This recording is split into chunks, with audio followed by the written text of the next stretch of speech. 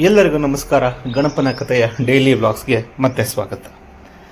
ಚಳಿ ಬೆಂಗಳೂರು ಮಾರ್ನಿಂಗ್ಗೆ ಬೆಳಿಗ್ಗೆ ಬೇಗ ಎದ್ದು ಹಾಗೆ ಒಂದು ಗ್ಲಾಸ್ ಮಸ್ತಾಗಿ ಬಿಸಿನೀರನ್ನ ಕುಡ್ಕೊಂಡು ನ್ಯೂಸ್ ಬಂತು ನಮ್ಮ ಗಾಡಿ ರೆಡಿಯಾಗಿದೆ ಅಂತ. ಸೊ ಅದನ್ನು ಪಿಕ್ ಮಾಡೋಕ್ಕೆ ಮೆಟ್ರೋ ಹತ್ಕೊಂಡು ಮತ್ತೆ ಮಧ್ಯಾಹ್ನ ಬಿಸಿಲಾಗೋಯ್ತು ಅಂತ ಒಂದು ಗ್ಲಾಸ್ ಮಜ್ಜಿಗೆ ಕುಡ್ಕೊಂಡು ಆಲ್ಮೋಸ್ಟ್ ರೆಡಿಯಾಗಿರೋ ನಮ್ಮ ಗಾಡಿನ ಎತ್ಕೊಂಡು ಮನೆಗೆ ಬಂದ್ವಿ.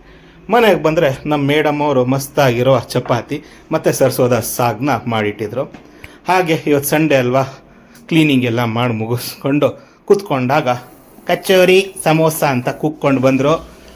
ಒಂದು ಸಮೋಸನ ತಗೊಂಡು ಅದರ ಮೇಲೆ ಚಟ್ನಿ ಹಾಕ್ಕೊಂಡು ಈರುಳ್ಳಿ ಹಾಕ್ಕೊಂಡು ತಿಂದು ಸಂಜೆ ಮನೆ ಹತ್ರನೇ ಇರೋ ಓಂಕಾರೇಶ್ವರ ದೇವಸ್ಥಾನಕ್ಕೆ ಹೋಗಿ ದೇವ್ರಿಗೆ ನಮಸ್ಕಾರ ಮಾಡ್ಕೊಂಡು ಬಂದು ರಾತ್ರಿ ಊಟಕ್ಕೆ ಮೇಘನಾ ಬಿರಿಯಾನಿ ಅದ್ರ ಜೊತೆಗೆ ಒಂಚೂರು ಸಲಾಡ್ನ ತಿಂದ್ಕೊಂಡು ಇವತ್ತಿನ ದಿನಾನ ಮುಗಿಸಿದ್ವಿ. ಹಾಗೆ ಬರಬೇಕಾದ್ರೆ ಮಂಗಳೂರು ಸ್ಟೋರ್ಸಿಂದ ಈ ಶೇಂಗಾ ಅಂತ ತೊಗೊಂಬಂದಿದ್ವಿ. ಎತ್ತಿಡೋಣ ಅಂತ ಹೋದೆ ಸ್ವಾಮಿ, ಇಷ್ಟೊಂದು ಖಾಲಿ ಆಗೋಯ್ತು.